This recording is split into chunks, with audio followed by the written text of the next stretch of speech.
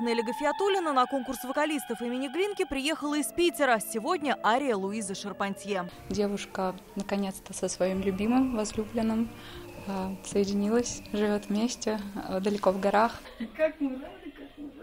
Со сцены в объятия самых близких родители Нелли не скрывают, переживали. Папа ночью прилетел из Питера, чтобы поддержать. Хотел, чтобы она техническими науками занималась. И вдруг в 15 лет решила все коренным образом поменять, пойти в академический вокал.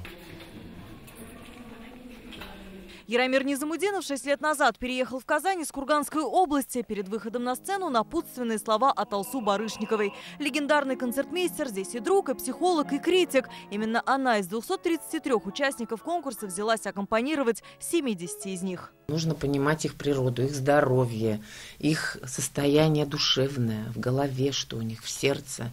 Это же нужно все понимать, потому что это большая ответственность, голос – это дар Божий. Волнением, с этим ответственностью выходишь на сцену. Но когда ты уже только заиграла музыка, прекрасный концертмейстер Алсу Халиловна Барышникова, сразу же погружаешься в образ.